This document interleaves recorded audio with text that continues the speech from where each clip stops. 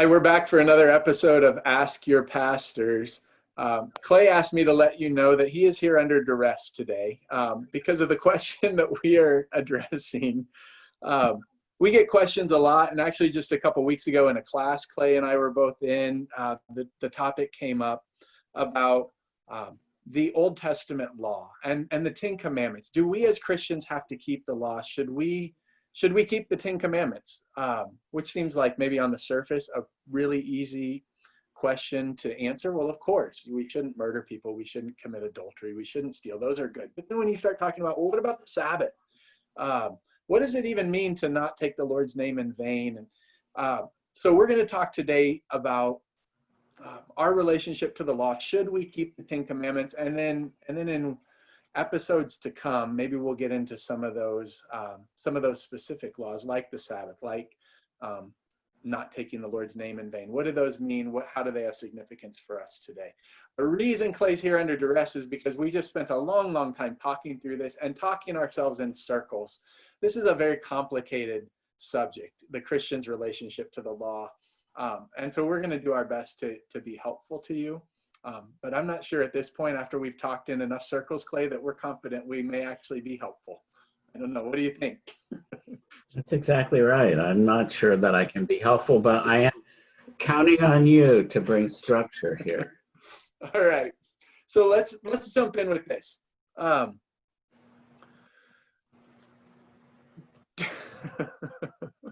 don't even know where to jump in, Clay, at this point. Really good. You're really helping. So do we have to keep the Ten Commandments? Should we keep the Ten Commandments? Should we keep them? Well, our relationship with the Lord is not based on keeping the Ten Commandments. It's based on receiving His mercy and His forgiveness. Yeah, that's a really helpful place to start. Look at you. Helpful out the gate. Helpful. But then, once we've received that joy of being forgiven, we're in love with Him, right? And so, because we love Him, we want to be like Him. We want to please Him. Yes. And then we enter the confusing world of, how do I go about this? Yeah. And depending on where you live and where you go and what kind of people you're around, you start asking questions like, tell us about your friend who pastor used to rant about tattoos. Tell us about that. Yeah, growing up, I would go to church with some of my friends sometimes, and their pastor, who had tattoos from his old Marine days and would wear long sleeves to cover it up. I remember one specific sermon where he ranted on how horrible it is to get tattoos, and it's an abomination to God. You shouldn't get tattoos. Stop tattooing yourselves. And that was the sermon, because Leviticus 19 says you shall not tattoo yourselves. Now, in the context, as you go back and read the context, it's in a list of a whole host of things that were part of Canaanite worship of pagan deities. And so I think that leads us to a really important starting point, is to understand that there are different kinds of laws given in the Mosaic law. And many of them are cultural. Many of them are contextual. Many of them are they're given to Israel. They're not a universal law for all people at all times. Though some of the laws, particularly those that deal with kind of the moral character of the kind of people we're to be, I think do have abiding significance for us. And many of the Ten Commandments would be like those laws. So you're saying something like, like say we lived in a neighborhood and a lot of people congregated at this local 7-Eleven late at night, and they would do drugs and they'd be drunk and they'd have fights, and God gave us a law, and it says, don't go down to the 7-Eleven after 7 o'clock. Right. And that would go, oh, that's a good idea, God. I never thought about that, but I think I'll stop doing that. Right. But it would make sense to us. It would make sense. And then you fast forward a couple thousand years and it's a totally different context. That doesn't happen at 7-Eleven. 7-Eleven has become the place for Bible study now after 7 o'clock. There's some people having Bible study down there. Or you think it's talking about a dice game, right? I'm not going to play dice. Nope. Yeah, Way. God doesn't like that. right. And because and if you were to make that a universal law for all times, all places, you would miss its significance, that it was given to a particular people in a particular time to guide them into what it looks like to be a people who are like God, who reflect his character and nature. And that's what the law, the Mosaic law, was given to the people of Israel, to help them be the people of God in an ancient Near Eastern cultural context, a people who reflect his heart, his character, who are just, who are different from the nations around them, which is their way of fulfilling God's purpose for us as human beings, made in his image to be like him. So you're saying the earth is full of these human beings, all of whom were designed to carry his image. Yes. None of us do it. God approaches Abraham and then Moses and then the people of Israel saying, we're going to have a special relationship. And because of that special relationship, I'm going to move you into the direction of more and more carrying my image among all the other people in the earth. Right? Yes, here's what it looks like to be a people. Maybe this is the way to kind of move it back in the realm of, so 10 commandments. Should we keep the 10 commandments just to keep it? Right. There are lots of laws. But let's keep the focus there. Well, Jesus tells us when someone asks him, what's the most important law? There are a lot of laws. What's the most important? He says, you shall love the Lord your God with all your heart, soul, mind, and strength. And the second is like it. You shall love your neighbor as yourself. On these two laws hang all the law and prophets, he says. So that's what we were made for, what we're meant to be as human beings, and particularly as the people of God, a people who love God and worship him from the heart, and a people who love our neighbor as ourselves. And if we do those two things, you don't have to define any further laws for us. But because we need some definition to that. We need help. What's it look like to love God in our culture, in our context? And Israel needed that in their day. Yes. And so God gave that to them. And the 10 Commandments, you can see it, they become kind of the head of the law. The first 5 deal with what it looks like to love God, to worship him. Don't have any gods before me. Don't take my name in vain. The second 5 become about how to love your neighbor as yourself. Don't murder, commit adultery, steal, bear false witness. And so they're fleshing out, the 10 Commandments and all the laws are fleshing out what it looks like to love God and love others. Now you've got different kinds of laws. Many of them deal with religious practices. Don't worship me like the nations around you. Instead, worship me like this. Or they deal with things like, here's how you're to make offerings of sacrifices for sins. And those we understand, okay, they're God's provision for people, a sinful people, to be able to dwell in the presence of a holy God. And they are leading us to Jesus. I mean, we understand that now. Jesus is the fulfillment of the law. He tells us, Matthew 5:17, don't think I've come to abolish the law. I didn't come to abolish it, but to fulfill it.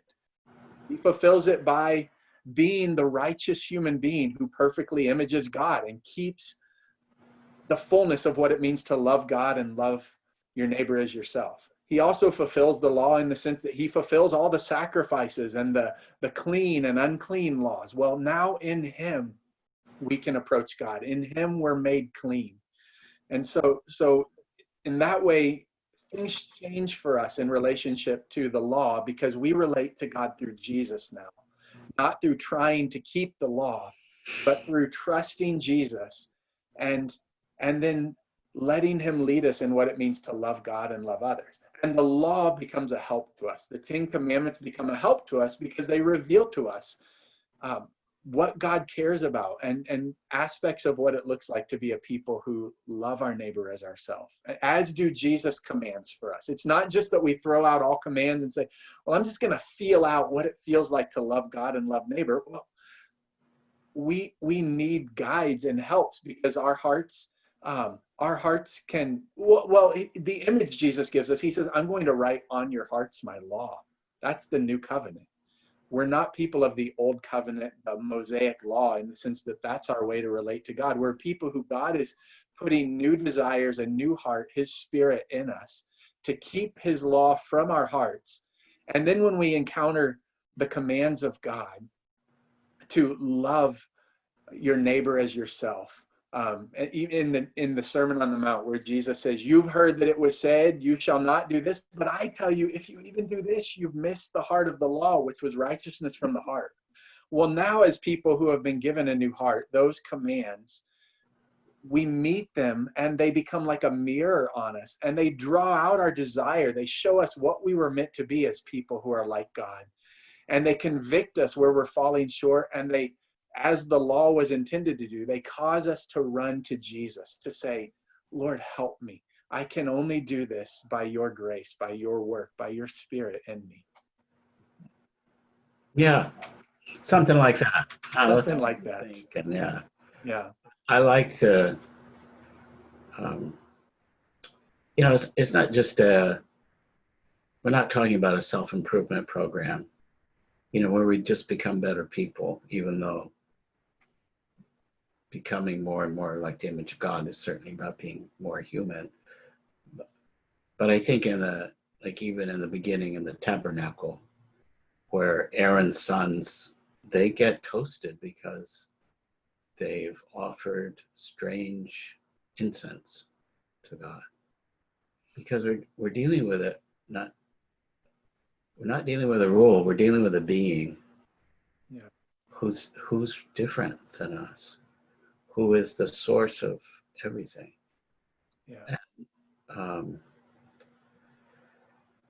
he is, what is it that C.S. Lewis says, Aslan says in the Narnia about, are you a tame lion? One of the kids ask him. Yeah. Oh, they ask when they're hearing about him, oh, is he safe? Yeah. And she goes, goodness, no, of course he's not safe, but he's good. Yeah. And throughout he'll use that language. He's not tame. Yeah. He's not safe, but he's good. Yeah. So there's this aspect of God where holiness is about him being so other than us that we could disintegrate in his presence. Yeah. Right? Except Israel were given certain things that if they did those, they could be in his presence. They could experience something of his presence and be awed by him. And so they needed to follow those conditions in order to approach him. We have a different setup for us.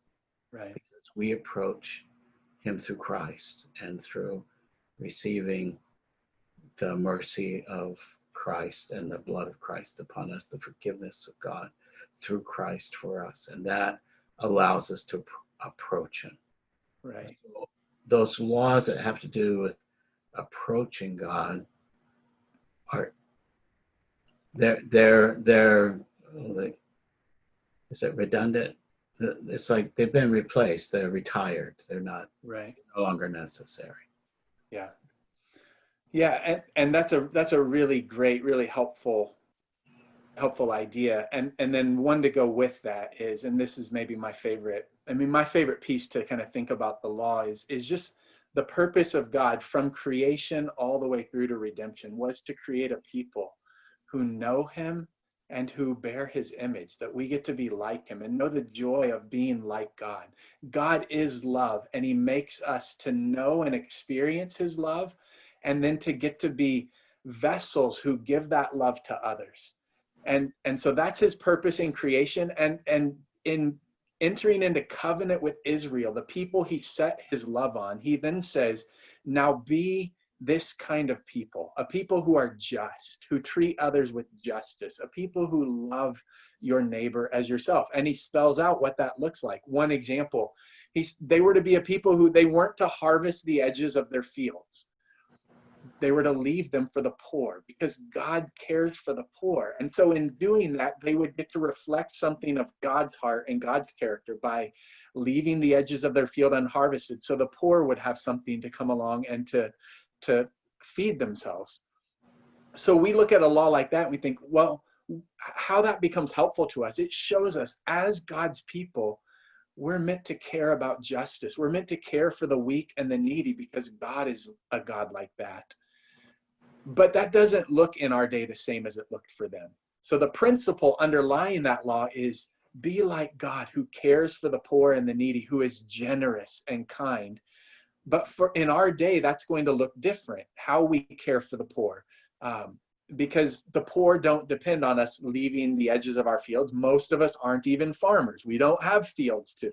And yet we do get to see how that law is helpful to us because it calls us to something that by God's grace, as the people of God, we want to do. We want to be like him. And when we see God is generous, then we say, okay, I want to be like you. I want to be generous. And the law is helpful to us in drawing that out. And then we get to think about, what does it look like to reflect God in where I live, the people that I'm around? What opportunities do I have to be like God? So, and that's what he's doing in redemption. Jesus comes to inaugurate a new covenant where we are people who have his law written on our hearts, his character, his nature. He's conforming us to his image so that from the heart, we're a people who love God and love others. So a twofold answer to the question of, so should we keep the 10 Commandments? Well, the 10 Commandments was part of a covenant that's not our covenant. And so in terms of, is it what's going to save us or how we relate to God? No, it's not our covenant. We're people of the new covenant. But as to the people of God, the 10 Commandments become a guide to us as to, they reveal to us what God is like. We get to think about, okay, we're not to lie. Well, why should we not lie and bear false witness? Oh yeah, our God is trustworthy. And as his people, we're to be trustworthy. We're not to murder and steal and take and use others for our own advantage. Why? Because our God is a kind and good and gracious God, and we're to be like him. And so in that way, this is what it looks like, as Paul says, to fulfill the law. The one who loves another has fulfilled the law, because the law, to love your neighbor as yourself, does no harm to another person. So probably we should stop there. I think we've said some good things. I hope some of that's been helpful to you. In future episodes, what we will do is we'll take a few of these laws, and particularly the 10 Commandments, some of the ones like Sabbath, like what does it mean to not take the Lord's name in vain, and why is that so helpful to us today? And so we'll talk about those, and I think we can be helpful there too, Clay. What do you think? We'll certainly try. All right.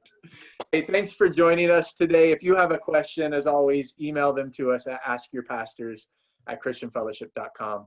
We'll see you next time.